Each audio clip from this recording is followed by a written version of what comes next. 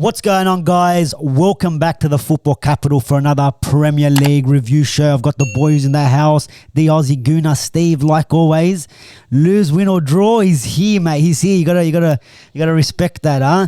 Also, Damo finally shows up. You know, his boys have keep getting them W's even without their big stars. They keep getting the wins, closing the gap. There's a chance.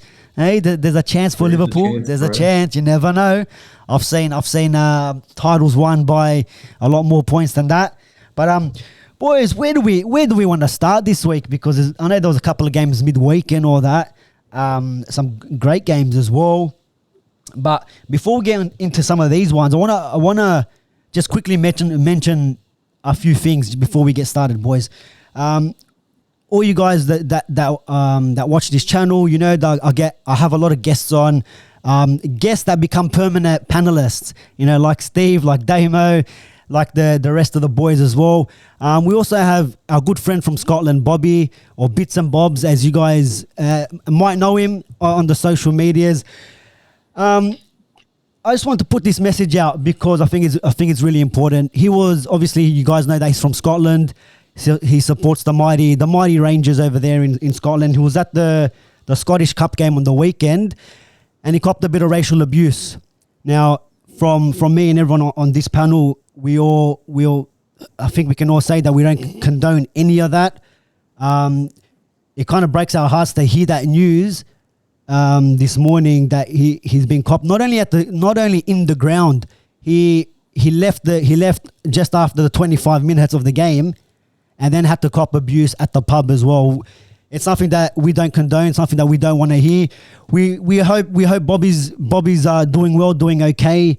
And bro, we just want to let you know that me and the boys here, we stand by you, and we'll stand by you for the fight against racism. I think there's no place for racism, not only when it comes to football, just in life in general. And it's a bit of sad news, but we just want to put that out there and say we're beside you. We're beside you every step of the way to fight against racism. Boys, you quickly want to add anything to that? Look, I can't agree with you more, Borchit. Sorry, Damo. I'm just jumping in. I can't agree with you more. I heard about it when I heard about it and lost my shit just before this video we're doing now. There's no room for it. Yeah, we all take a knee. All these players are taking a fucking knee. Right? And it's like, no to racism, no to racism, no to racism. The knee is great. People start fucking acting accordingly. Yeah? If you're going to be a racist prick, and I don't care if anyone sees this and they got a problem, this is what I tell you. Yeah? Because 3/4 of your fucking players, are from every country around there. So you got to fucking pull your heads in. It's 2022. When the fuck are we going to get over this shit? There's no room for this shit. Yeah, and 3/4 of the people that are being fucking racist right now, if they go back into their fucking history, they ain't fucking nothing perfect. Yeah, they ain't no fucking perfect fuckers. You got to fucking be open, man, because if you're not, I'm telling you, it's a dark place they're going, bro. Seriously, there's no room for it. Sorry for that, guys. Yeah, no, it's crazy, man. I think it's 2022, and some people don't really take notice of it, but when it's one of your mates, doesn't matter if he's across, on the other side of the globe. Mm-hmm. You realize how much it really affects people, and we may not cop it, whatever, but it's just it's crazy to think 2022 and it's still happening. Don't want to hear it, but unfortunately that's the world that we live in at the moment. I think education is key, to I think we're to that generation where we got to teach our kids, or when you boys have kids as well, and everyone else watching, that hey, this is the right path to take down, you know what I mean? Because if you look at kids when they're first born, they don't look at color, race, any of that. If I show you photos of my son at his childcare, it don't matter what you are, we're all friends, we're all hugging, we're all playing with each other. So I think that's the mentality we need to take through into life from when you're 1 to when you're 100. Unfortunately, it's not the case. At the moment, especially, and it's hard, like you guys were saying, 2022.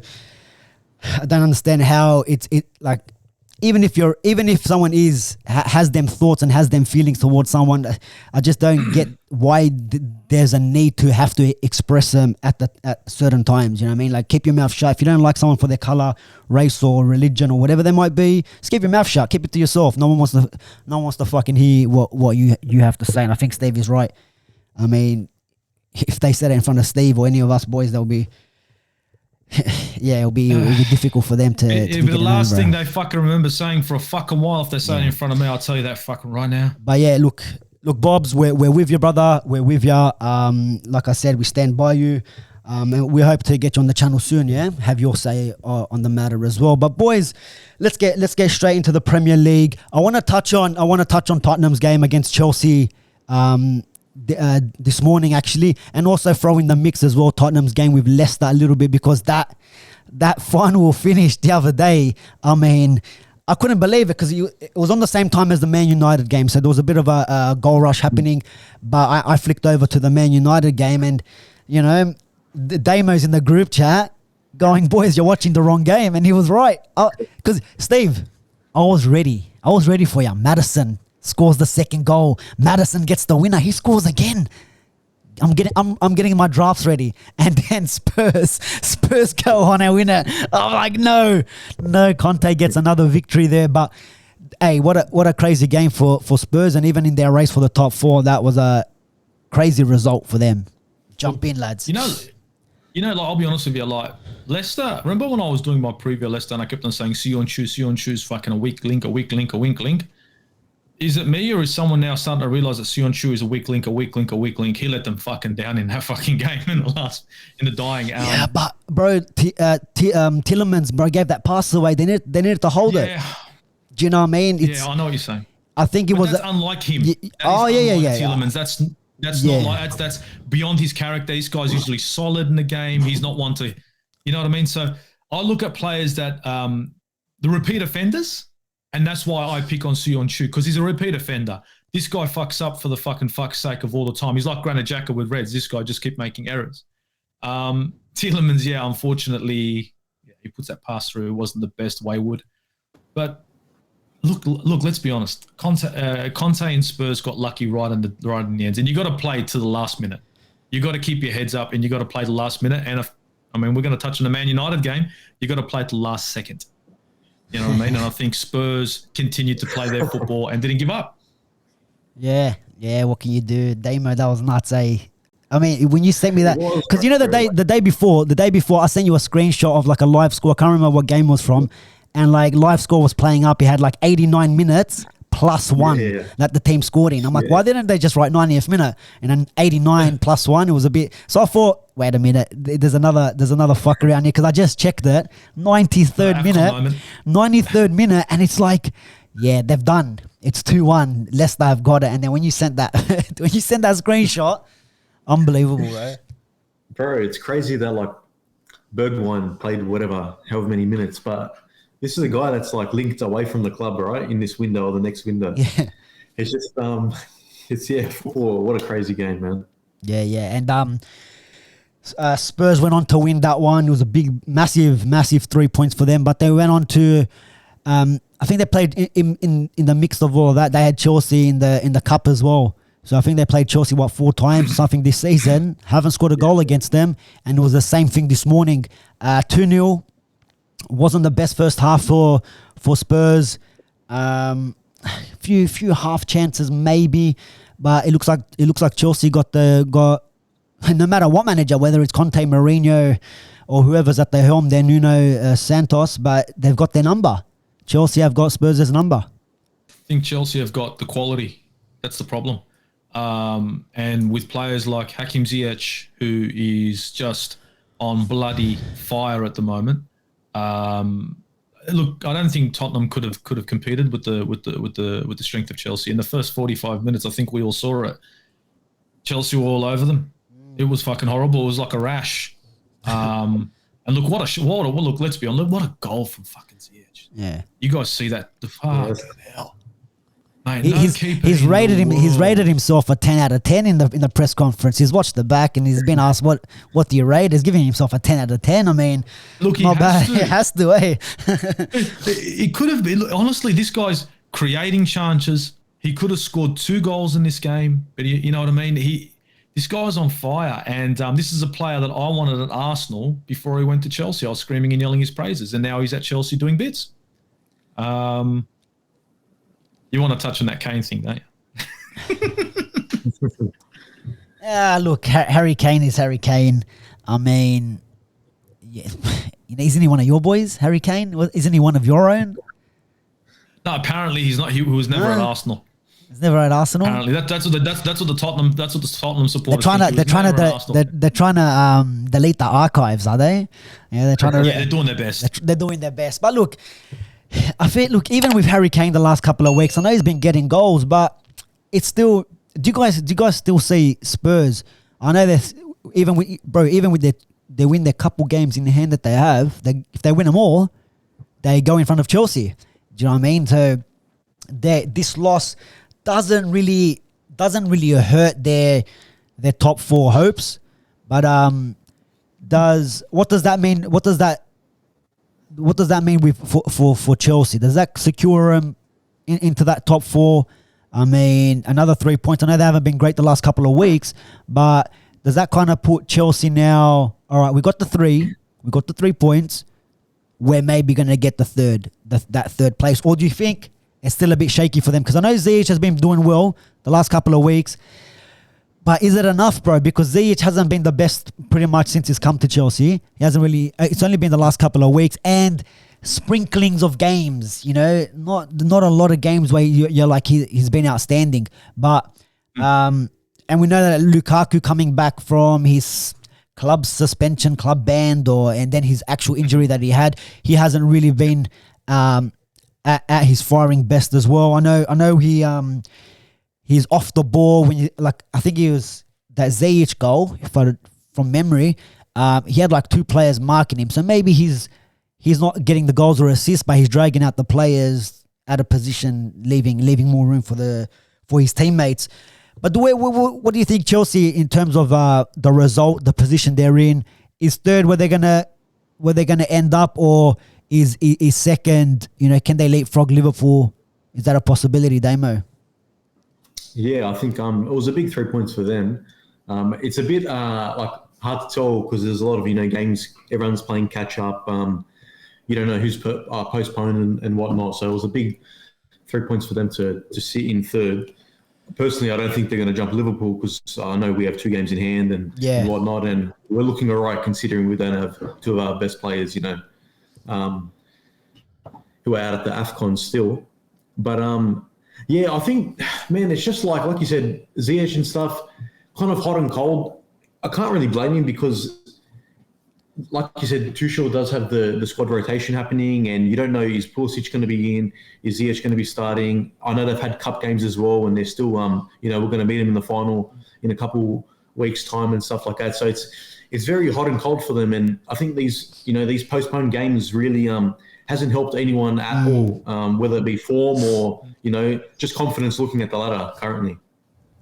Yeah, 100%. Who you guys playing in the final? How'd you get to the final, Damo? You said something about a final. Yeah, man.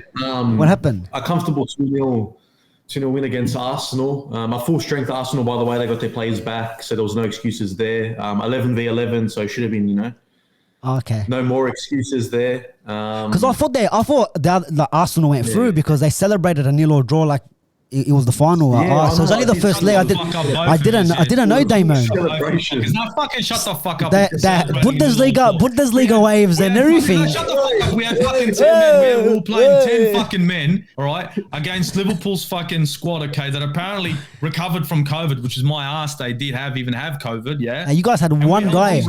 You guys had one guy. The only thing that fucking went wrong, is that we postponed the North London derby, right? Rested our fucking players and they came out fucking stale. We played Tomiyasu fucking injured against you lot, and that's why I didn't fucking play today, all right? And you can go and have a look at Arteta's fucking press conference.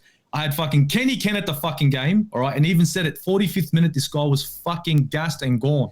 right? So don't sit there and say no excuses, this and that. I'm not pulling in excuses. I'm telling you the situation it was, all right? If you want excuses, I've got Jurgen Klopp sitting here, and I think Jurgen Klopp's got the cure for COVID because the squad that you guys fucking played with us, you guys hadn't fucking FA Cup. Hey, what does Arteta have then, 4 days later, we're playing the FA Cup. Oh, COVID's not a problem anymore. COVID's all good. How come you postponed? What is it? It's fucking Coke, no sugar. We gave all our players Coke, no fucking sugar, and now we don't have fucking COVID. So relax yourself, yeah. Bro, we had a weekend side. We had a 17-year-old Gordon starting on the right wing. Gordon Ramsay cooking it up in the back there. Gordon Ramsay, mate, whipping it up, mate. Here's your 2 days off. Here's your how many COVID cases did you guys have over there at Arsenal? 1. Why'd you need a postponement? We didn't have. We shouldn't even have postponed the fucking games. You guys were rested. What's happened to us? The problem that we had was we postponed the North London derby, and I had fucking players go out there flat. Oh, we want to get Tom Yasu back and blah, blah, blah. The formation that he even played against fucking Liverpool was a fucking shambles. The whole fucking thing was a fucking joke, mate. But anyway. Man. Look, don't be like Ty. I saw Ty's interview. He's giving us no credit. No, I'll give you guys. I'm not going to take away from your fucking win. The Aussie Ty, bro. I'm not taking away from your fucking win. I'm not. Fair. You guys won the game. We lost it fair and square. All right, plain and fucking simple. Because you had Steve. Wait a second. When we're talking about postponement and this and that, that's one thing I fucking can't stand. Liverpool pulled this shit. Arsenal pulled this shit, right? And neither one of us should have pulled this shit. If we're going to be fucking playing with kids, we're going to be playing with kids. I don't have room for postponement. I don't give a fuck if I lost the North London derby. Tell him, mate. I can't have postponement because they fucked us in this game. Tell him, Steve. Tell him, mate. You tell him. Yeah? I don't give a fuck if I have to fucking get on the fucking field. I don't give a shit. You can't field the fucking squad. I'd rather play with 10. I'd rather play with 10, no, bro. If you can't field the squad, forfeit. Give him the 3 fucking points. Let's go fucking old school. I don't give a fuck. Well, yeah, it was pretty much a forfeit there because I didn't see anything happen in that cup for Arsenal, bro. You know, but in that game too, perfectly honest, we were flat as fuck. Yeah, not good, eh? Not good. Semi-final, bro. The final was looming. Wembley, the arch, the Wembley Archers, guys. And he's bottled it. Yeah. He has bottled it, bro. Not good. So where were we, bro? Anyways, where were we? We're at Tottenham, Chelsea. But what about your boys, Steve? Let's stay on the topic of your team. Did we talk about the Villa game? United? No, we didn't. Okay. No, we didn't, but we got the point there. We're not. What games are we talking about? Just this week now. Oh, no, yeah, we're in between. It was sandwich, bro. It was sandwich. So okay, cool, where do you want to go? Because Villa game, you went a couple games back, bro. Because we played Brentford after that. Then we played West Ham. You want to go to round 1? You let me know. We weren't playing any games. If you remember, yeah, we were on strike. Yeah, you guys were on strike. I don't know, bro, what's going on at your club at the moment, bro. But my club, 3-point collectors. Brentford away, something that you guys couldn't do is get the 3 points, got the 3 goals. My 3 academy players getting the job done over there. So I don't know what academy players at Arsenal, Saka, ESR, and all these Martinellis and all these clowns. Don't lace fucking day of the week in your squad to play over who? And that's why all these Liverpool fans over who? Oh, we want Saka at Liverpool. Over who, bro? Over who? Mate, no chance. Over who? Over who? What do you mean over who? Any of your players? What do you mean over who? Saka, ESR, and Martinelli over Saka who? Over Greenwood. Saka over Greenwood. Saka over Greenwood. You're taking the piece. Saka over Greenwood. You're taking You know why Saka over Greenwood? Because maybe then fucking you might get some balls coming in from the right hand side to fucking get to Ronaldo. I reckon Ronaldo would love having Saka on the right hand side. Yeah, maybe. Instead of a fucking greedy cunt who's trying to make himself a superstar. Yeah. Just saying. If he was that great, he would have scored the penalty in the Euros, but he wasn't. Yeah. So how about that? And my defender's putting it top corner. Whatever. My defender's putting it top. I'm sorry. Saka's better than Greenwood. I'm sorry. I'm sorry. It's sorry that the truth hurts. I'm sorry Saka's better than your boy. I'm sorry that if he was at your club now, you guys would be happy. I'm sorry about that too. I'm so sorry. Yeah, it's not my fault. He'll sit the bench with Donny. Him and Donny can have a conversation about how's life. But yeah, bro, we beat Brentford. We beat who else did we beat, bro? West Ham. I mean, we beat all these guys, but we'll get into that game. We'll get into that game soon. But bro, your boys, the Gunners. My boys, fucking What's going on, bro? My boys, board shit, fucking hell. My preview, right? I said it. I do not want to see a 4-1-4-1. And you know what? I can't because the fucking prick. No, the fucking prick. It was like he comes out and he goes, "Oh, Steve doesn't want to see a 4-1-4-1. You know what we should do? Plan Fucking D 4-1-4-1. You should have sent him. You should have sent him your any given Sunday motivational speech, the one you had about Liverpool.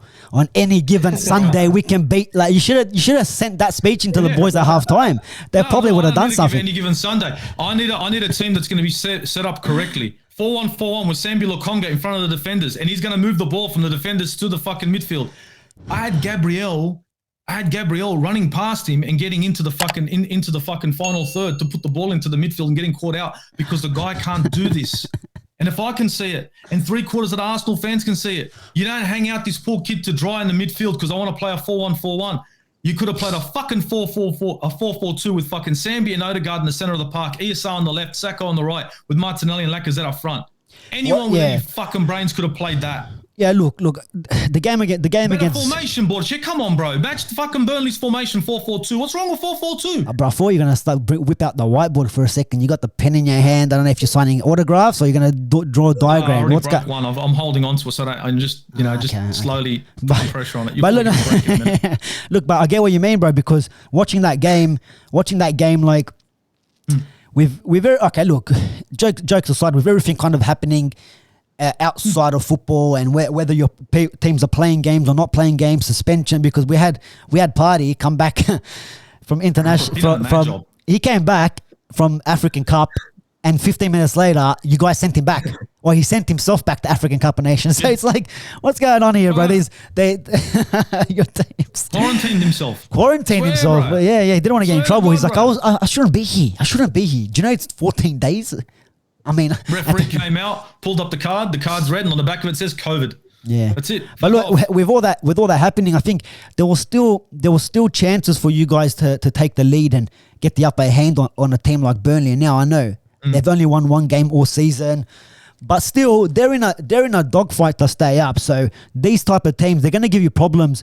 Like, you're going to come across the next couple of weeks teams like this where in the relegation zone battling for their life, and they're gonna, if 1 point is enough, 1 point is enough. You know what I mean? If they can scrape through at the Emirates away, understood, hit the low block where really you don't have much creativity at the moment, or it looks like you've been lacking in goals the last couple of weeks. Like, as it hasn't been, no one has been scoring the last 4 games. I think there's Arsenal have we had no goals. A drought. Yeah, a drought. But I just throw in Mr. Rami in the building. Welcome to the show, Rami. He's back. He's got the Rashford. Look at that kit, mate. See? The Academy boys in that kit the other day. Here we go. No, here we go. But look. Where's your one? Why aren't you wearing one, you prick? I'm in protest, bro. Look, you know what? Since that Liverpool game, I haven't celebrated a United goal. You had them behind you and everything. You took them down. Yeah, because I was feeling sorry for my boy Rashford. And we'll get onto that. And I can tell you why he's been scoring now, why he's back. But that will go in later. Just remind me. But look, your boy Steve, with everything happening, you guys still maybe should have snuck the result. Lacazette had a good opportunity. I mean, you can't really. It was a very hard shot for him to score from that angle. The speed, everything was coming in. But what gives now, bro? Because no goals in the last 4. Rumors of Vlahovic coming in or not playing. He didn't play. He looked like he was waving goodbye the last game he played for Fiorentina. Not being picked for the squad this weekend. Could have been COVID. Could have been deals done. But why, when it comes to your signings or players being brought in, there's no movement? Obviously, something's lacking. Creativity in the midfield and obviously up front. Well, in this game, right, I think formation was key, as you already heard my rant. The other thing I find with Arsenal is that at the moment is as soon as we have a player that's on form, let's say a Martinelli or a Saka, the play will always go down that side. So what happens is Saka, if you remember, Saka was on great form. He was in a great run. So all that was happening was right side. Yeah. Now Martinelli's in form. So if you had seen this game, they doubled up on the left. They doubled up on the play, two of them at times. So they had no options. Yeah. Exactly. And so you saw Martinelli go right to the sideline. Yeah. Whoop, time to do a Yui, come back in, cut in, put a pass in, and then to be honest, Burnley get their shape back. Yeah, and even with Laka the last couple of weeks, what it looked like to me, bit of a false 9 role. So he's coming in a bit deeper. Where you don't really want it for a while. Yeah, but you don't really like. It's been working at times, but in this game, I don't know. Maybe Arteta could have changed something up. I don't know what, because looking at your bench, you made 1 sub. and I look over to your bench, there's not much really that you're going to change to be like, there's my game changer. You know what I mean? In terms of personnel, right? So that didn't help of Lacazette dropping into the 9 role where sometimes you wanted him to play that up against that last defender. So I don't know, bro. Burnley, you could say lucky to get the point away. But at the same time, it's probably a great point for them as well in terms of where they are at the moment. Well, they need every point they can get. I mean, they're looking like they're in relegation form at the moment. Arsenal, like I said, my formation that I put out would have been the best possible formation we could have had with these players, and we would have stood a chance. And I think everybody here's seen Martinelli play, and that he likes to get inside the box. He's always trying to get in. It's like his natural position is to play inside the box. He wants to play a number 9 role. So why not change it up? Since you haven't got the midfielders, why not fucking have 2 rows of 4, put 2 of you boys up front, put Lacazette sitting deeper, and put Martinelli up front. Don't go back to your fucking 4-1-4-1. But instead, I think here we have problem with, lack of players. Yes, I understand that. The other thing I think we have a problem here was with the formation and no plan B. So unfortunately, we're playing the same sort of football first half to the second half and no change. And without a plan B, I'm going to stick to this shit, 4-1-4-1, much of the same. You know, fuck all chances. And if they were decent chances, but you haven't got someone up front, just like you said, like Lacazette. He's not a finisher to finish these chances. But we'll see. Hopefully we can see Dusan Vlahovic come to Arsenal and things hopefully could change. And we can get some fucking goals. You got to love the Arsenal supporters. You're hopeful. Steve, just a quick one, man. When you're talking about the formation, I'm not even taking the piss here, right? You know, Arteta's come as an assistant from Pep, right? So the 4-1-4-1, obviously you're trying to overload the midfield, right? Because the one technically in front of the back line, you got kind of like a 4-5-1. So do you even why would he change that though? Because it hasn't worked for him in the past. And the problem he has here is he has 2 centre backs. You have Ben White that likes to drag forward, but your midfielder that's sitting between the defenders and the midfield, your creativity, your creative players, your Odegaard, your ESR. They need a midfielder, that can grab the ball, not pass sideways. Pass forward. If you look at fucking Sambi Lokonga, every time he got the ball, it went back to the goalkeeper or to the right back or the left back, never went forward. So if you keep on passing the ball to the midfielder so they can pass it forward and it keeps coming back to you, what happens then? Then that midfield, Burnley's midfield, presses forward just like you saw in the game. They put the pressure on us and we couldn't even play out from the back because they knew for a fucking fact that Sambi Lokonga can't carry the ball forward. So then we start putting long balls in. So that's why the 4-1-4-1 works for some teams, but not us because we don't have a player. Jordan Henderson could play in that position and do a better job. He can move the fucking ball. Yeah. Sambi can't do it on his own. He's not a kind of guy who can carry the ball forward. He's young. In knowing that, plus wasn't Holding playing centre back and Ben White on the right?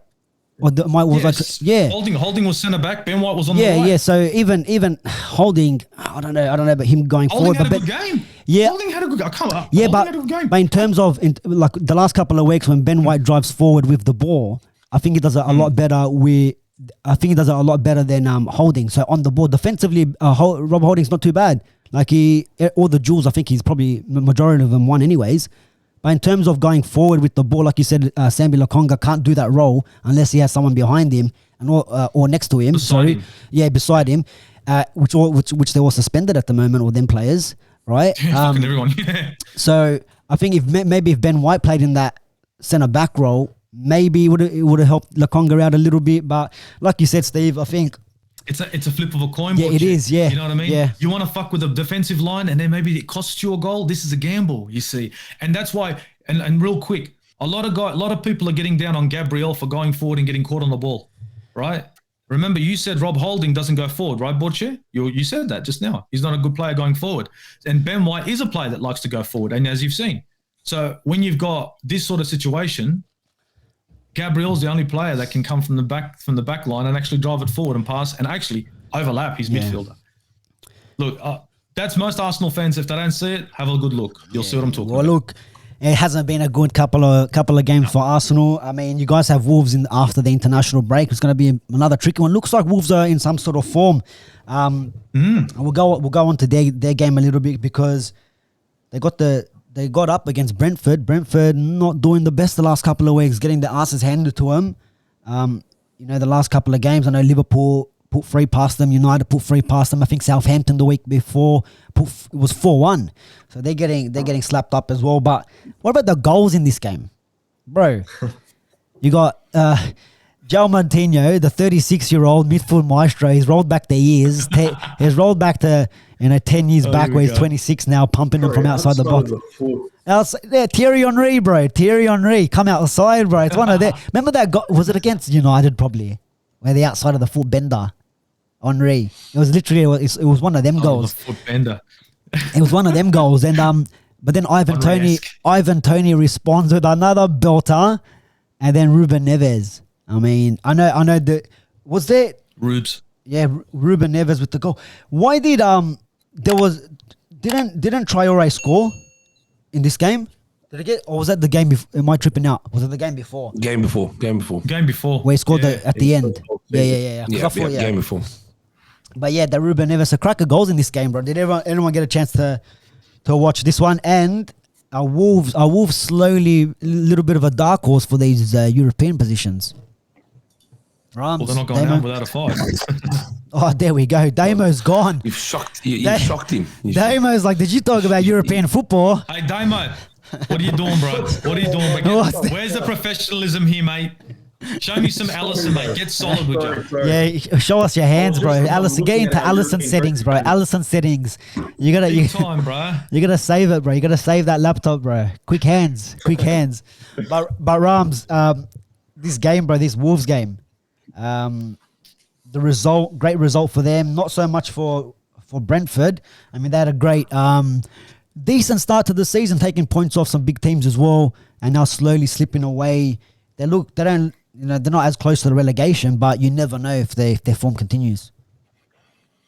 Yeah, look. Firstly, obviously, thanks for having me again, boys. Borche. But look. Like most teams that get promoted, they start with a hype, they G'd up, new Premier League, we finally got it. We've been thinking about it in the off-season since we've made it. And they always start strong. It's always like, oh, look how impressive the newly promoted team looks. But it's about, do they have the squad, the legs, the numbers to survive the longevity of all the games that happens in the Premier League? You know what I mean? Obviously, there's other cups outside of that as well. But this is quite common, for newly promoted teams that come up, start good, beat a few big teams, get results. We saw it a few years ago. Obviously, I think it was Swansea with Pookie. So that was Norwich with Pookie. Swansea back in the days, when they came in with Michu doing these ones, they start strong and then they just end up falling off because of the squad. It's not about the starting 11, it's a squad. Yeah, 1 or 2 injuries. Who's filling in? Do they have the legs for it? Are they good enough? But Wolves are definitely a dark horse for Europa. Don't drop your camera again. But look, man, West Ham is on 3 points ahead of them, but they also have 2 more games than they've played than Wolves. So they're definitely in contest. I mean, they're taking results from a lot of the teams. Can Wolves find themselves in a top 4 battle if they get the result against Arsenal, and then I'm not sure who they got games after that. If they can, because look, the last couple of games they drew. All right, they beat Southampton, beat United.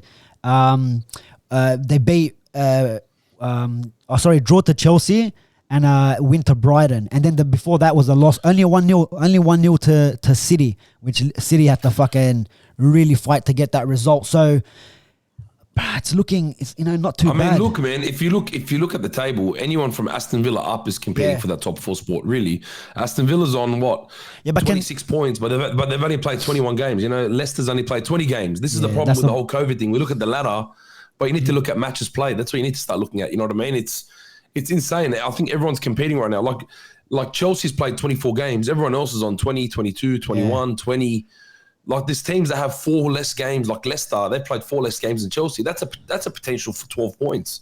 12 points from Leicester's position from 10th, that puts you equal 4th with United, for example. Yeah. So you just don't know because of all the games that are still in hand and postponements and all that kind of stuff. So I think everyone from Aston Villa up is competing for that 4th spot.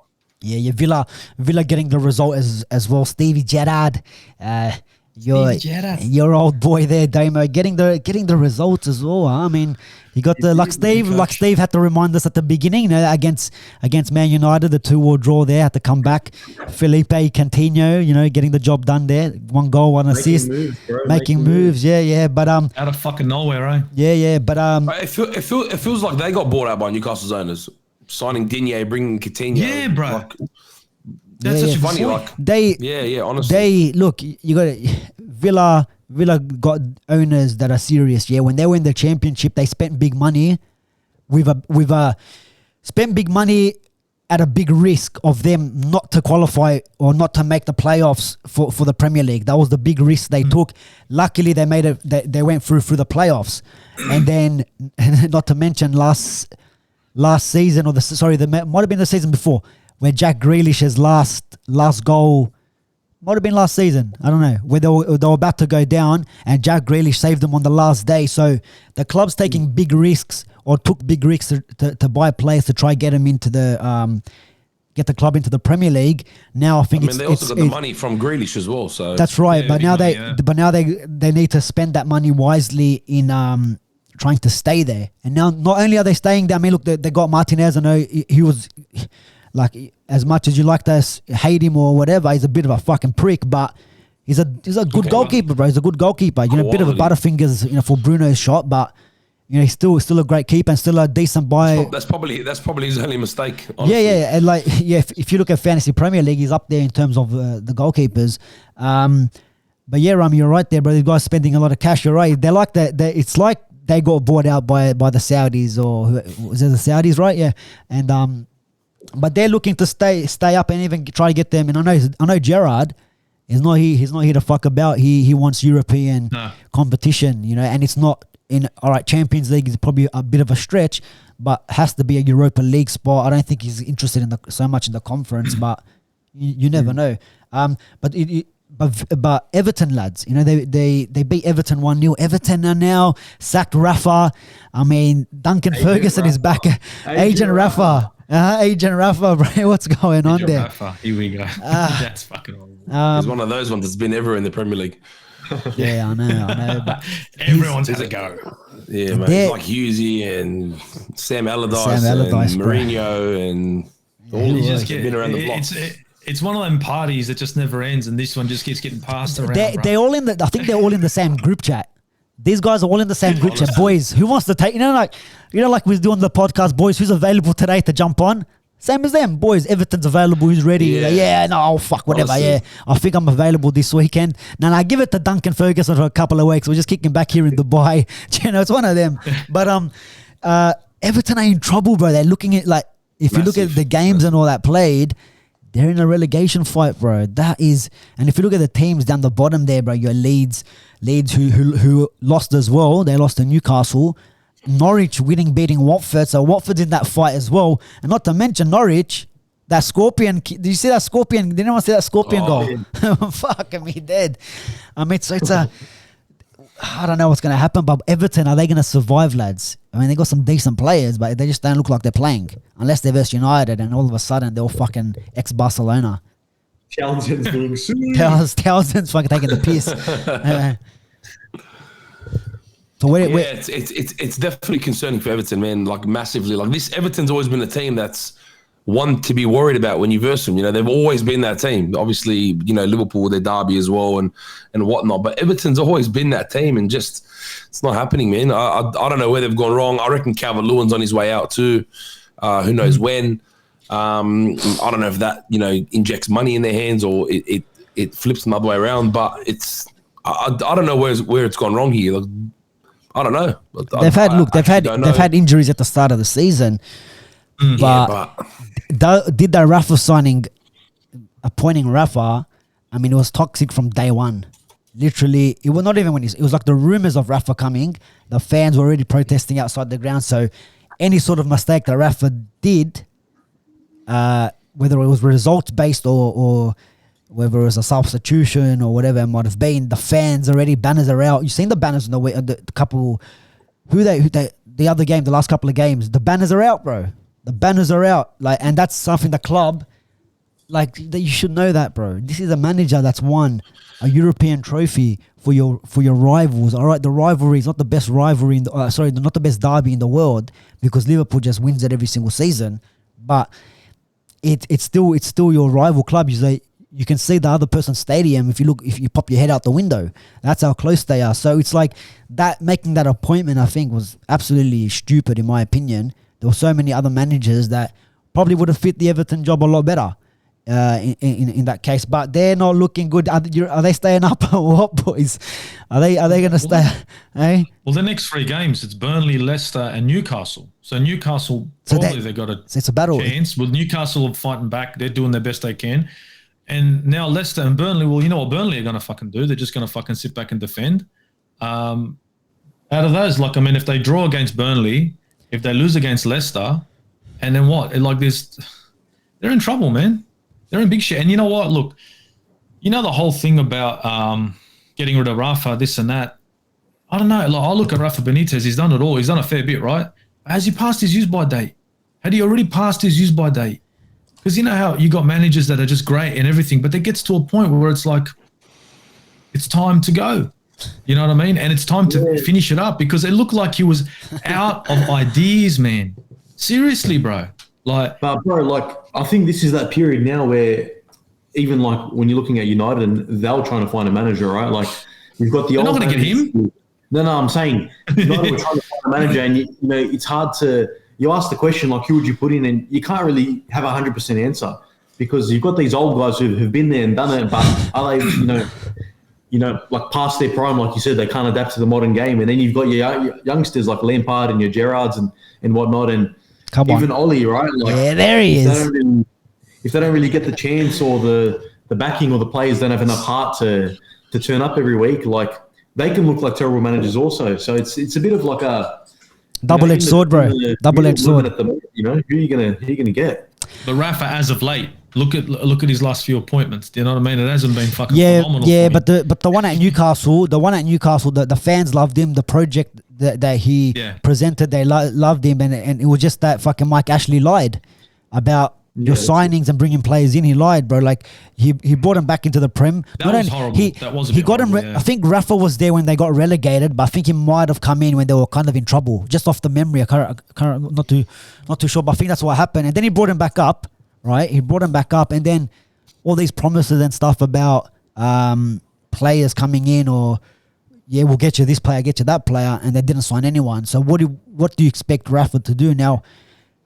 Is his hands tied behind his back at Everton as well? I mean, it doesn't look like it. But in terms of they had that many injuries where they were playing, he's got Rondon, bro.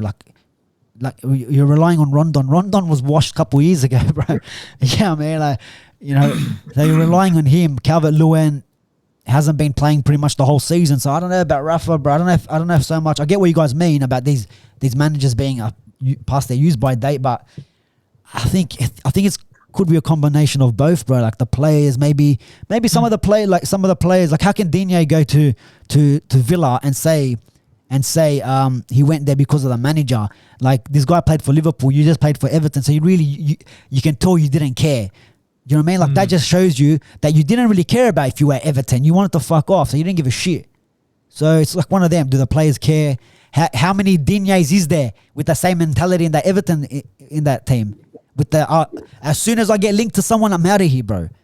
Maybe Richarlison. That's the modern game, bro. Yeah, but that's right. That's bro. right. That's right. So you never know what. Horrible, you don't know if it's the managers or the players. I mean, look, United sacked Ollie, and we didn't see much of a difference because the players didn't want to train past 5 o'clock. So whose fault's that? Is it Ollie's fault? Is it the Ralph's fault, or who? Is it the managers that washed? It's not one's fault. It's the mom's fault, because when the street lights turn on, you got to go home.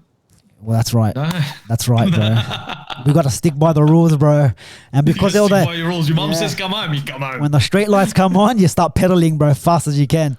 But look. So tell me, what games did I miss out on, bullshit? What did you guys speak about? Look, we spoke about. I mean, not much. We didn't cover much, bro. We spoke about how Liverpool beat Arsenal, and how Arsenal. If we can go back to that, and I would love to get into a deep discussion about how Arsenal had to get into a deep discussion about that, wouldn't you? You really would.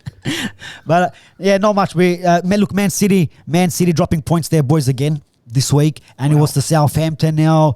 I don't know, bro. Like Laporte's celebration. Laporte is doing under 18s. What was that, bro? I don't know, bro. Under 18s, the rave, and then he's there, and then no one's behind. Everyone's on the halfway line. Like, just get home. What are you doing? Didn't Suarez celebrate like that once? Was it Suarez? Yeah, it was. Was it? Oh, was it? That's when he was beefing with the team, but no one had a bar with him. He started celebrating, and I think there was Giroud as well. Giroud, he scored the scorpion kick the week before, equalizes against Palace, starts celebrating with the bicycle fucking celebration. His whole Arsenal's like, bro, what the fuck? Come back. We need to score the winner, bro. Get back. There's still time. You know, bro. But bro, look, Southampton getting the point there. Ralph Hasenhüttl, his team. I mean, they haven't been doing too bad the last couple of weeks, but they've been getting some decent results. And but it was weird how Pep, I don't know if they're taking the piss, like surely when they asked him how was your performance, he can't be serious about saying that's the best performance. One of our best ever. More than you believe. Like, fuck off, bro. You're taking the piss now. Yeah, what's going on here? No, you're taking the piss. But that kind of opens the door. You know, if they had a hand on the trophy, they got maybe now a few fingers on it. Fingering that trophy is fucking at the moment. But Liverpool, if they win their game in hand, they're 6 points behind. I think it's 9 now. There'll be 6 points, and you never know what could happen, bro. A couple of tricky fixtures. Liverpool beat City. I don't know where they're playing the next game, but that could come back to 3, and it's all on for the run in. What do you guys think? Yeah, it was just a window that opened up, right? You love to see the team at the top of the league drop points, and there's a couple of teams chasing. I think was it Walker Peters with the outside foot. Yeah, that bit of outside footer as well. Yeah, Thierry Henry, bro, is coming back to life. But nothing. Like you said, it's not like they've, they still got a hand, I reckon, on the trophy. Like, this is the Manchester City team that I don't even know. I can't even tell you when the last time they lost a game, right? So they're still in form. They're playing without a striker, really, and I think hopefully it's not just a bit of a wake up call for them to switch to the next gear. But it gives us a bit of a chance anyway, a bit of hope. Yeah, Rami. Oh, look, you can't write off Liverpool, of course not. Like you said, they win. They're 6 points behind. They beat City. They were 3 points behind. And we've all known how Liverpool performs against City in the last few years.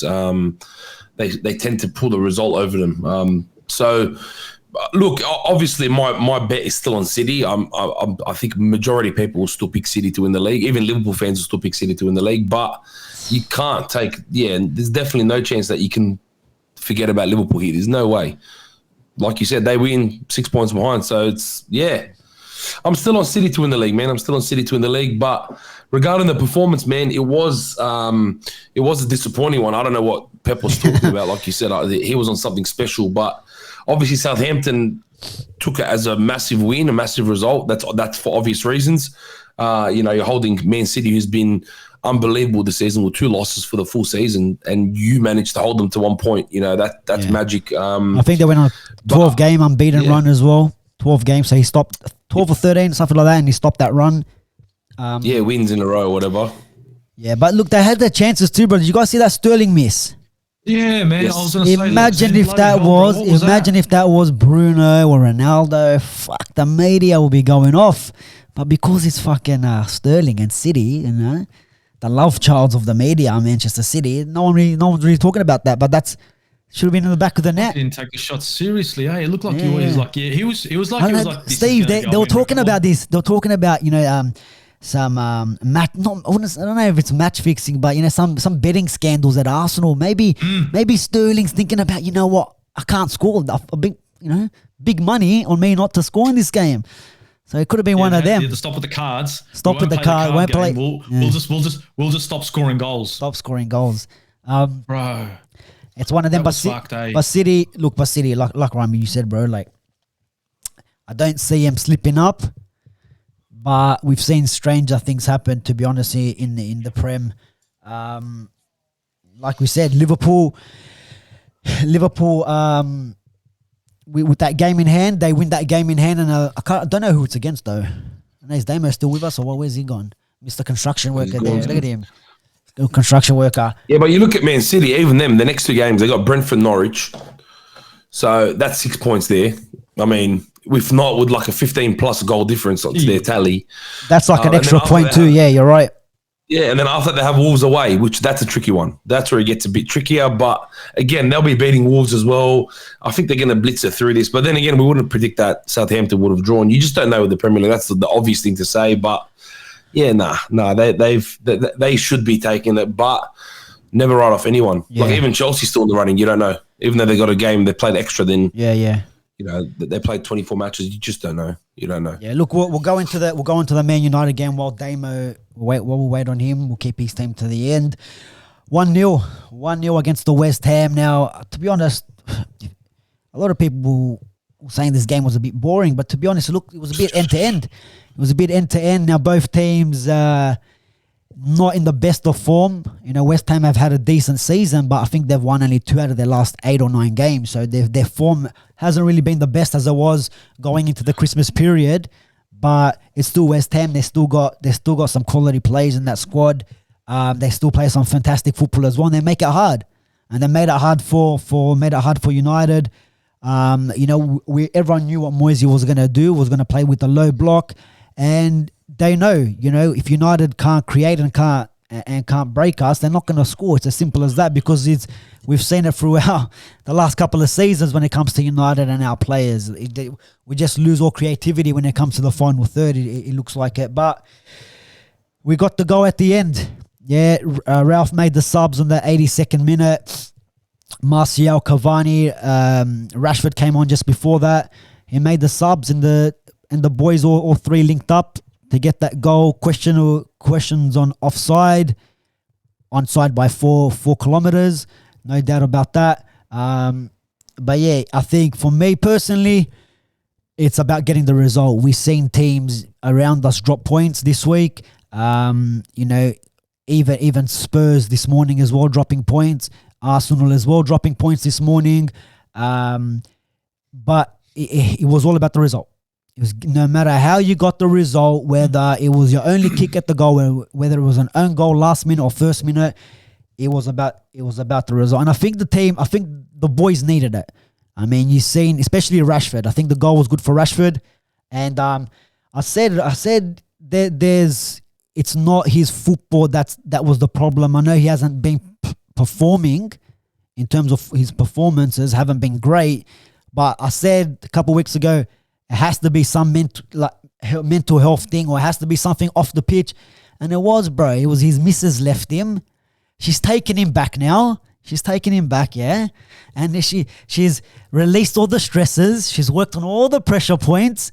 And my boys come on, you know, back-to-back substitutions, getting 2 goals. The smile is back on his face. You know, he's now the second highest goal scorer in terms of coming off the bench and scoring behind Ollie. Not bad, bro. Not bad, you know. I think he's got the record for the most goals scored in stoppage time. Oh, is it a stoppage time? Yeah. Okay. Yeah. Apparently. Yeah. Apparently he scored. No one scored more goals in stoppage time than Rashford in the Premier League. But it has to be winners, though. Is it winners, or is it what are we breaking it down to? Because I've seen the 4 pictures. I think it might be 4. But surely there's other players that scored. Oh yeah, more. I mean, people that played to the mid-30s might have been winners, the winning goal. Who knows? But yeah, whatever it might be, bro. Hey, Rashford scored the goal. He needed it. Out of all the players in our team at the moment, I think he needed it. Damo, I just let everyone know why Rashford is back on form. I don't know if you heard. His missus has taken him back, bro. Coming back, yeah. His missus has taken his. That's all it is, bro. See? Did you see? Do you see? Yeah, bro. I'm telling you, bro. Like the women, they hold all the power, all the keys, bro. So maybe Aubameyang, Steve, his missus needs to have a chat, bro. His missus needs to have a chat. Reckon? You need him. You need someone. You're not getting Vlahovic. You might need him to. No, we get Vlahovic. Vlahovic is done. I don't know. Let me tell you guys something. A bit of a secret. Vlahovic is at my house. It's all right. He's going soon. We're eating Budek the other day. He lives in Abbotsbury, bro. This guy. He goes to Marconi on Friday. No, it's not Abbotsbury. It's Adenza Park. All right, get it right. But Rami, what do you think, bro? What was your take on the United game, getting the 3 points? We got the 3 points against the Brentford. So big, massive 6 points for United, in the mid-table battles for us, Got to be happy. Of course, man. Like, in the sense of 3 points is 3 points, and I think West Ham is... I mean, if you ask me any time in my life, you always expect United to beat West Ham. Obviously, at the moment, West Ham is... obviously they dropped the ball in the last 8 games or so, but they have had a better season than United. So it's a huge 3 points for me. I think that when people say the match was boring, I don't think they understand football. And that's my opinion, because both teams played a deep line with a counter-attacking football, and that's what it was. It was counter back, counter you. It felt like an NBA match. That's what it felt like. But in saying that, look, the West Ham could have taken the points here. It could have been a draw, could have been United's win, which it was. The result could have swayed anyone's way. West Ham have some players on them, I'll tell you that much. Like, Antonio looked dangerous in moments. Bowen is in amazing form at the moment, absolutely amazing. He probably should have scored that side netting. Lucky Elanga dropped back and, played some defensive duties. The thing that excites me by far the most is seeing Elanga starting and competing and performing for that role. I always love when youth plays. We've got Greenwood and him playing out wide. Greenwood's 20 years old. So these are our starting wingers at the moment at United, with all these stars we brought in and what we have. And so that part's exciting for me. But obviously it's concerning, to bring it to the very last kick of the game to get the result. That part's concerning. Do I think it's offside? For me, if your feet are behind the player, it's always onside. But I have seen the whole hand being passed the player. I've seen the hair being passed the player, and it's been offside. I think that rule is stupid. It should be your feet. It's what you run with. It's what you kick the ball with. So I think that rule personally is stupid. Your feet are behind, it's a goal. But on the flip side, I have seen the offside being given. Look, overall, it was a decent performance. I think one of the big stand-up performers for me, believe it or not, this game was McTominay. The guy was getting behind the ball. He was winning the ball. He was hungry. He was carrying the ball forward. I think when he wins the ball, he gets that momentum that takes him forward to the other team's half, and he goes forward with the team. That works really well. The likes of Maguire was pretty unstoppable. He was stopping everything that was coming his way. The whole backline in that matter as well. Maguire's always had a hit and miss performance as of late. So there's a lot of pressure on him. Ronaldo, when the ball gets to him, he can do magic with it. Obviously, there's not much to be done really off the ball because the ball is end to end. The ball goes defense, comes forward, he's part of the attack, and then it breaks down, then he lays off again. So it's kind of like that role for him. He had a few moments where, he was razzling the players one-on-one, releasing the ball, trying to set up the rest of the team. But I think this was well done from Ralph and the bench in regards to subs. Obviously, Martial, Cavani, all involved in that goal that we scored. They all came off the bench. Rashford scored the goal off the bench. So all 3 subs came on and contributed to that goal that obviously won us 3 points. So can't complain, but West Ham's scary, man. I'll tell you what, Declan Rice is amazing. I can see why United, I'd love to have him at United without a doubt. He's brilliant. He's hungry. He's work. Even when the ref gives a call against him, he'll fight it. He's that kind of player that just, he wants to play. He's so passionate. And then obviously, like I said, Bowen, Antonio, Lanzini, Fornals, they got quality players, man, and they competed. Yeah. But I'll take 3 points all day, every day, bro. Yeah. I slept with the biggest smile on my face at 4:30 in the morning. So yeah, I think United did well in defence because with all their players, like you just mentioned, all them players, if you look at clear-cut chances, the only one that looked like that it might be going in was the one that it was in the 89th minute. I'm not sure if it was Declan Rice, but it deflected, and the Gea had to make that save on his right hand side. It took a big deflection. It took a deflection. It took a deflection off someone. Antonio? Maybe possibly, but Declan Rice made the run from the wing down the side. Might have been one of the Mikel Antonio, but it took a deflection and it almost went in. David De Gea had to make a reaction save. The Bowen shot side netting, I think David De Gea had it covered on that knee post there.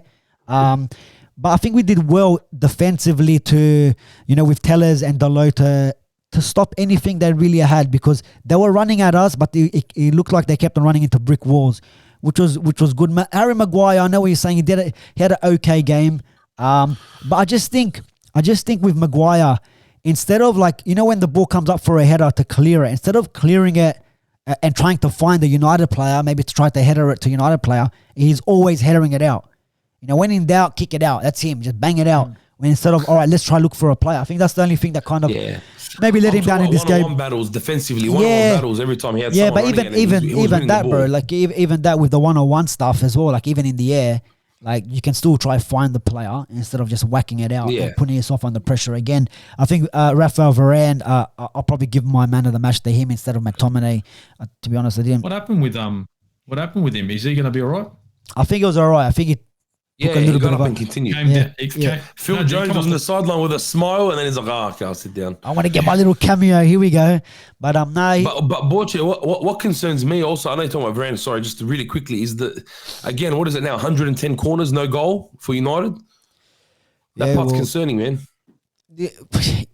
Look, it's not concerning if you're winning games, right? If you're winning games and you're not scoring corners, still a concern though, because we brought in a set piece coach to focus on these things and work on it. Yeah, I get all that. In terms of all that, it's an issue. Of course, it's an issue. But if you look at one of the issues, if you look at the stats, right, like some of the other teams only have scored this season from one corner out of. Maybe it's one corner out of 50, but they've only scored one corner. If we score two corners, we go up. Like it's not concerning if you're winning games. If you're not winning games, yes, I get you. It is concerning at the moment because we're not getting the games. We're not winning. We can't beat the first man. And there was one corner whipped in where Varane got his head onto it. To the front player. And Varane came. Oh no, but I'm talking about the one where Varane flicked it on, almost like the goal that Villa scored. He almost scored. It just went over. So if we're winning games, you're not really looking at things like did we score from a corner. If you're not performing like we are, then bro, the stats are worrying because it's like what are we doing? Last two games, but I'm talking about if you look at I agree, 100%, and what's going to come, 100%. I do. A big like you saw Liverpool for example, Van Dijk scores a header and then boom, momentum's in the team. Like that's all it takes to win games is that one dominating header and like let's go. And all it took is a cross. But we can't even beat the first player sometimes. That's frustrating. But think of it this way: right now, like. You know that you're in a transitional phase, right? And you've already got other problems. And you can want everything to be fixed in the next 15 seconds, but it's not going to fucking happen. At least now you're winning games. I think that's the point. I mean, Arsenal at the start of the season, we were scoring more goals from fucking set pieces than anything else. It's topsy-turvy, especially when you're a team like Arsenal, a team like Man United, where you're kind of trying to find your feet again and climb a ladder. And for a manager, Ragnick, Arteta, whoever the fuck it may be, it's trying to tweak the team into certain areas and try and get the result. And then later on, do the fine touches to your set pieces. And that there's a lot to take in when it comes to United. I mean, I hear you. But look at your starting line. Like your whole starting line at the chain.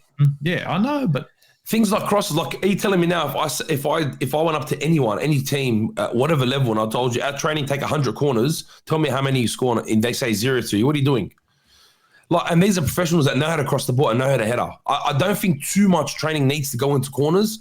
Like, all right, certain ways to run and ways to distract, and you cross in and out, you start outside the box and run in, like basic stuff. But these guys are professionals. Yeah, the thing, like, the stat of one of Bruno's corners hit the front defender on the front post. Like, and we've always been frustrated by this Borcha. Back when Ashley Young was crossing it and all these guys were crossing it, like, how can you not beat the first player when you're that good and you're that high up as an expert, as a professional? So that's the frustrating part. I get what you mean, Borcha. As long as I walk away with 3 points every week. But you're right there. At the same time, you're right there because like the stats are worrying. You gotta look at the things, but you gotta question as well. All right, what are they doing at training? Because if I'm seeing that stat, if I was playing in a team, I'm looking at that stat. After training, it's boys. Yeah, Harry, Varane, get in the box. Phil Jones, get in the box. I'm going to whip in some corners. Ronaldo, these boys, let's go. We're practicing. We're practicing these after training. Because the percentage of what was that? The percentage of team scoring from corners is like 30%. It's compared to everything else, right? And then it's like how much, like that 30%, how much of that would you work in training? Not much.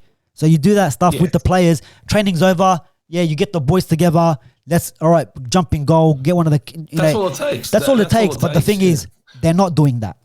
You can tell they're not doing that. Because some teams where they get creative when it comes to free kicks and you run over it, I play it to him, you chip it over, and we might get something. That's something from the training ground with the boys fucking around after training.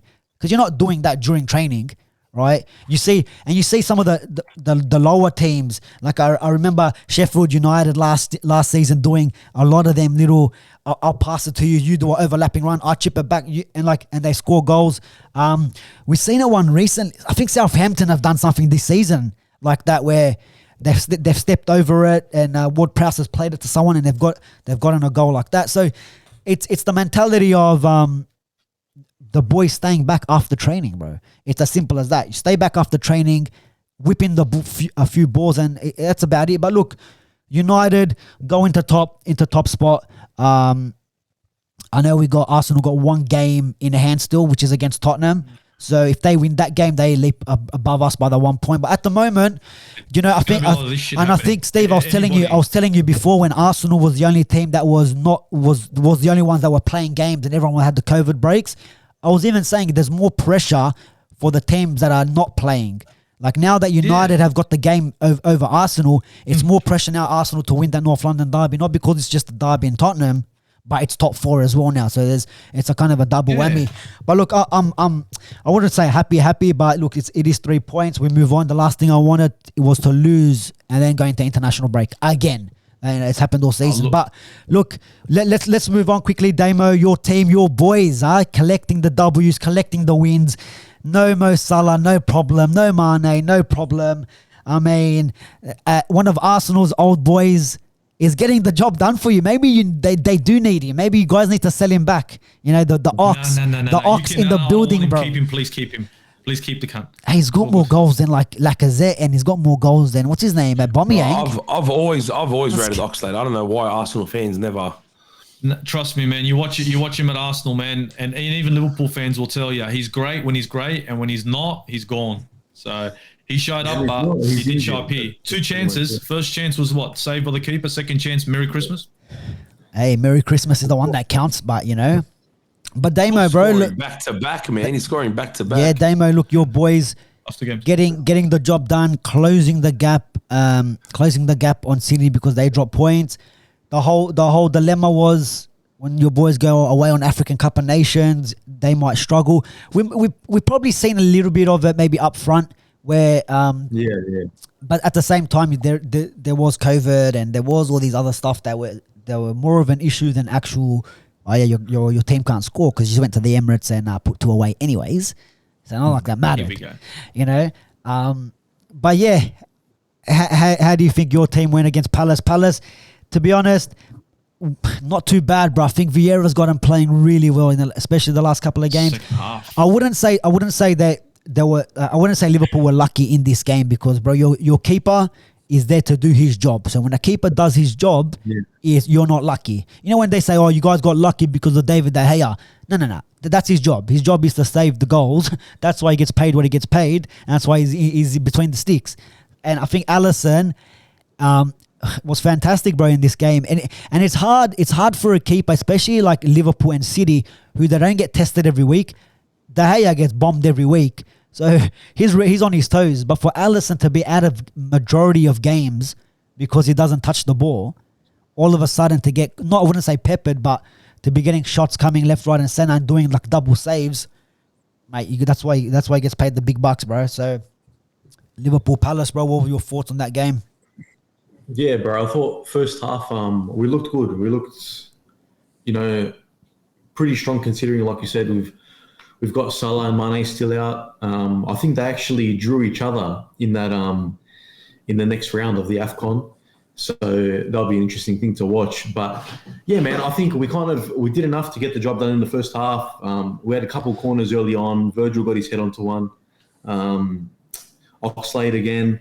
I think Palace just couldn't cope with our rotation on the left-hand side. There was plenty of times where our front three, whatever you like to call them, were actually on the right. And we'd have Curtis Jones and Robinson linking up and overlapping and whatnot. And Palace just were too slow to get across. They didn't know which player they were tracking or which runners they were meant to stick with. So that's how we ended up getting that second goal anyway.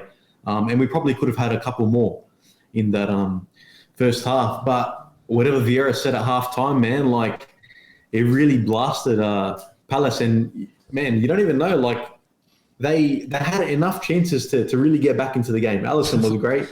Yeah, but they scored a nice goal. They played it in behind the defence. Yeah, that was a good goal that they scored, Palace, bro. To get them right back into it, yeah. It was a good goal by them. And then whatever you want to say, controversial or not, at the end of the day, that's making the rugby league highlight reel, that penalty there. So I think you've got to give it, but nothing, man. I think we're looking all right, and we just need these guys back because I think everyone can say when you're watching Liverpool, we're missing that little bit of, I don't know, that final touch in the box where Salah and Mane will just do something. Yeah, and we'll make it 4-5-0, not these 1 or 2s. Yeah, that's the thing that I was saying the last couple of weeks. And look, bro, there was one stage, I remember I was going to bring it up because, you know when I say this plan B, you give me this grin and none of you want to hear it about Liverpool and Klopp and the plan B. But it was, I'm not sure. Maybe correct me if I'm wrong. I can't remember which game it was, whether it was this one. It might have been this one or the last game that you guys played. He took someone off to make sure he shorted up in the midfield or in the back. No, he took off Matip or Gomez. Which game did Gomez? Came on? Yeah, he made a change, and was the change? How early was the change? Was it at halftime? Was it a halftime sub? It might have been, or just after. It was one of them, and when I seen that, I'm like, there you go. That's what I'm saying about. When you don't see when you need to shore it up, you see Palace are causing a bit of problems. Not problems where, all right, they've scored a few goals. It's problems that they might get a few, and we're looking a bit vulnerable. Let me shore it up. Let me change it up. Let me bring this player in. Yes, it was like for like, but he's seen it. He's seen it coming, and that's what I'm saying about Klopp. That he doesn't do that more often. Yes, I know when you have Salah and Mane, once they're on the counter attack. It's probably a 9 out of 10 chance that they're getting that goal. But sometimes in these games, he needs to make them changes, and it's worked out. And this is where you've got the 3 points. I don't think the penalty, whether it was given or not, controversial or not, I don't think it would have made a difference. Yeah. It was at the end of the game, and I don't think they were really going to get another goal. I think you guys were pretty solid towards the end, anyways.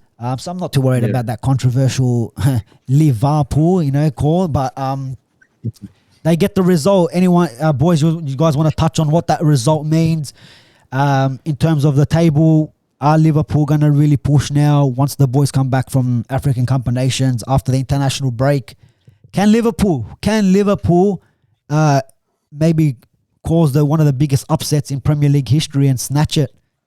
Could there be a Mo Salah at the last day of the game of the round, bro? What are you guys saying? Look, you never can tell, but you never can tell. And I remember when I was talking about this from Bits and Bobs, I said my top 3 teams are Manchester City, Liverpool, and then Chelsea. And let's not forget, sorry, Steve, when United were 8 points clear in 2012, that whole Aguero thing, we were 8 points clear, and they clawed their way back, and they got there, they won it. It's the result. It's a results-based business. Do you know what I mean? And Liverpool at the moment, they played Palace, and I'll watch bits and pieces of that game. The second half, Palace turned it on. Yeah, they had the opportunities, but you can have all the opportunities in the world, right? And in the end, in a year later, I look at that result and it just says W to Liverpool. Doesn't matter about how many opportunities they really had. So if they can claw and crawl and push and keep getting these results, and you have teams like Manchester City that are going to slip up, you never can tell. But you know what the good thing is? With Liverpool, like you said, they're missing their 2 top players and they're still getting their results. Manchester City are missing sweet fuck all, really. And they've got 2 damn teams and they're having trouble. So if you're a Liverpool supporter right now, you're looking at this and saying, well, what happens when my dynamic changes back to what it always has been? As long as we can hold on to that and we can stay solid, we can still knock on their door. I still think Liverpool can knock on their door. It's not the end of it yet. Not yet. It's still too early. Yeah. Wrongs. Yeah, they've still got each other as well. I mean, it's not like they have to wait for other teams to do it. Liverpool will have the chance to do it themselves when they're there. Exactly.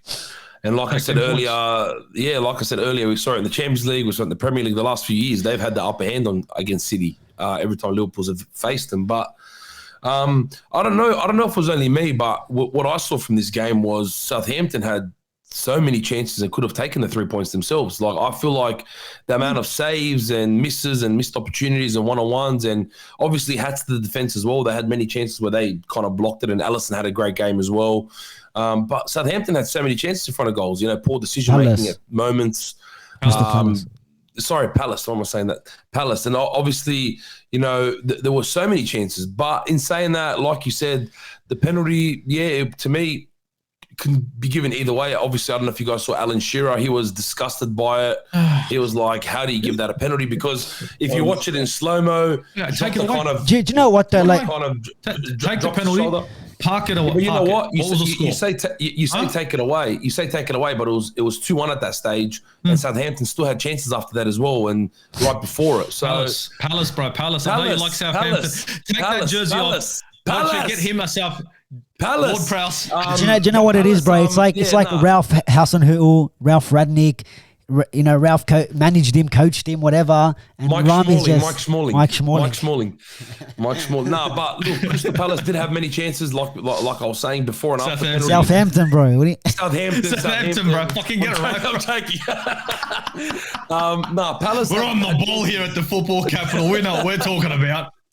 Crystal Southampton. But yeah, look, I think at the end of the day, if you say who deserved the points, Liverpool still deserved the points and they got it. Yeah. And like you said, with no Mane, no Salah, they come back, it changes everything. But I still think, you can't write them off. It's impossible to write. Yeah. You'd be dumb if you write Liverpool off this season. It's stupid. Yeah. Yeah, 100% with that penalty as well. Like I know what Alan Shearer was saying, because whether it was going to change the score, like the result, whether Liverpool were going to win it or not, I think it sets a precedence of like, or if you're giving that pen, you know, if you gave that, now you got to give that one. It's the principle of it. Yeah, it's like now you got to give that one. You know, what's the difference? Vieira wasn't happy, man. Vieira wasn't happy. Yeah, what can you do? But what can you do? Look, Liverpool get the 3 points there. Never leave it up to the referee. You can't leave it up to the ref. I mean, go back to the Arsenal game. We all saw it happen with Westwood. But you know what? You can't leave it up to the referee. You can't win a game from a referee. You need to win a game, go there, play football, and forget about the calls. The ref doesn't score the goals, Perfect. Klopp's response was perfect. He said, look, I'm not the professional. The professionals chose it. That's it.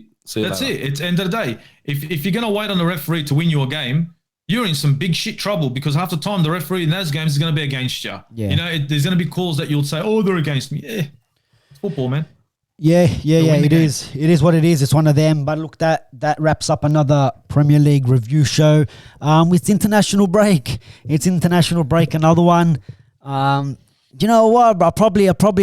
I'm gonna enjoy this one, bro. I think we all need a break from this football. Thank God, man. Thank God we got the win before the break. Yeah, is there games on this week? There's catch ups. I can't imagine, Borja. Can you imagine drawing to Burnley and then missing a whole week? Now you have to watch international. Imagine that. Imagine getting knocked out of. Imagine you're not chatting shit, are you? Wait. You're not chatting shit, Mr. Southampton. You're not chatting shit. Rami. You know when you got the control. You know when you got control and you can mute him. Your boy Vieira. Now, do you know when you got the control and you can mute this guy? It's fantastic, yeah. But when you get knocked out of it, you can keep talking, Steve, all you want. But when you get knocked out of a FA Cup, you get knocked out of a Carabao Cup, you got nothing to play for besides points. I mean, look, to be fair, you're only a couple points away from the magical 40 to stay up. So it's not too bad. But he's writing something. This is Arteta's notes. Ready? Look at Arteta's notes. Yeah. Oh my God. Come on. Shko. That was Vieira's notes to the referee. That was. But where is he? I'm muting him. He's back. Now you're good, This is bro. what happens when you're a weak as piss cunt. You know, when you're weak as piss, you pull that shit. You see what happens? They're weak. I don't know what you're talking about. Bro, you can unmute yourself. I know what you're talking do you know about. Look, you can unmute yourself. Yeah, you're not restricted.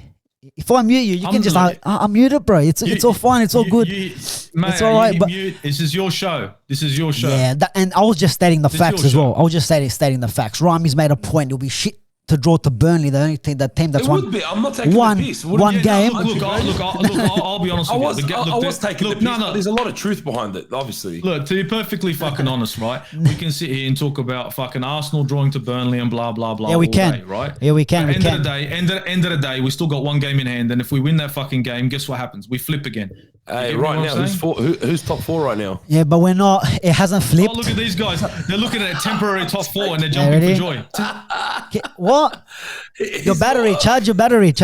Look, guys, we ended there because, you know, the fishing reel is reeling this guy in all day, bro. All day. But look, boys, thanks for joining me for another Premier League review show. They say, Steve, it works, bro. You can unmute. Temporary fucking top four.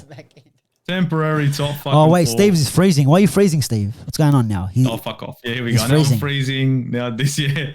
Someone's fucking- using the phone. Oh, look, he's free. Rami's doing We can't hear you, sign language, Steve. and Damo's had enough of all this shit. Bro, you're full frozen. What's going on? All right, Steve has frozen, but you can find him. You can find him at the Aussie Gooner. You see, you guys, I'm frozen. I did this. Like, I'm gonna check if I'm frozen. Guess what? I'm not frozen, am I? You reacted to that, didn't you, little fucking cunt? You can find you it. jumped when you saw that one, didn't you? Fuck That me. one's fucking I'm gonna gone remove. I'll anyway. remove you from the stream. But now, look, guys. I'll come Fine. fucking door, sweetheart. I know where you're at. You're around the corner, bro. Around the corner. Chuck a left and you're right here. But look, guys, go check Steve out at the Aussie Gooner on YouTube, on the Instagram as well. Show our boy some support as well. Rami, thanks for joining us. Better late than never.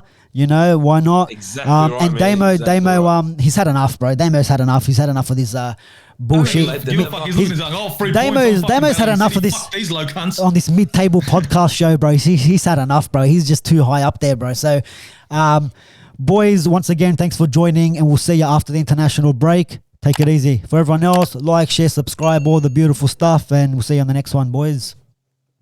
Catch ya.